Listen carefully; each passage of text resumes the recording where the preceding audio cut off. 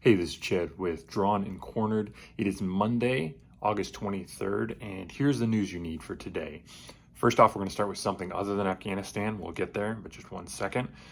The FDA has approved full approval for the Pfizer vaccine for COVID, which it's being said that the reason why this is important is because prior to it was just for emergency usage. Now that it's got full approval, essentially mandates across the board are not only legal, but kind of acceptable, tolerated, all of that. So at this point, the proposal is that we can expect to see a lot more vaccine mandates come forward and a lot more, I guess, requirements for mandates in schools, in businesses, from employers, and from patrons. Like, all of this will happen now much more rapidly and much more easily, because any sort of lawful opposition to it essentially is null and void, because it is fully approved, is an accepted vaccine. The FDA has given its sign off on it. So keep your eyes open for that. That'll be an interesting change if that happens, or if these mandates become a lot more palatable because of the full approval of the FDA.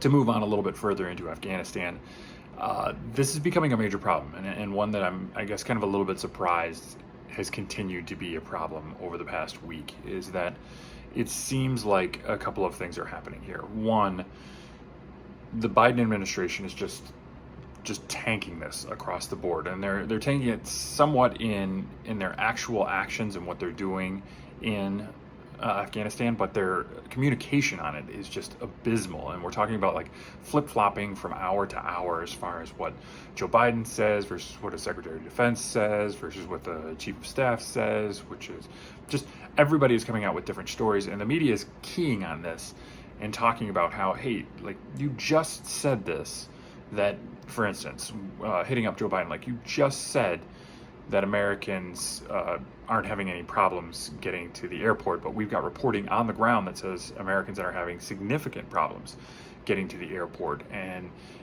seemingly nobody's talking to each other. And I don't want to believe necessarily that they're just flat out lying, but it kind of seems like they're just flat out lying and waiting for the press to catch up. But they should know that this is a hot story right now. The press is going to catch up. They're grabbing hold of everything that is inaccurate, or a failure of mission, or that is not being talked about or swept under the rug, and they're highlighting that stuff, and then they're completely unashamedly throwing that back into people's faces. In fact, there was actually a question over the weekend to the president talking about a poll where the majority of Americans no longer have confidence in the president's ability to do the job effectively or competently, and Joe Biden doesn't have an answer for that. He was just like, I haven't seen that study, which is meaningless. Like, the study exists out there, and if the American people have lost faith in your ability to effectively govern, that's a big problem. And like, I'm sure there were similar studies out there for Trump. I think the difference is that those studies for Trump almost always routinely fell along party lines and were pretty uniform from start to finish. Like, there wasn't like a big event where people were like, whoa, he's slipping, he's totally lost it. This is for Joe Biden, or at least the public version of him during this has shifted a lot of people's gears on this and been like, he doesn't seem like he's all there, or something's wrong with him.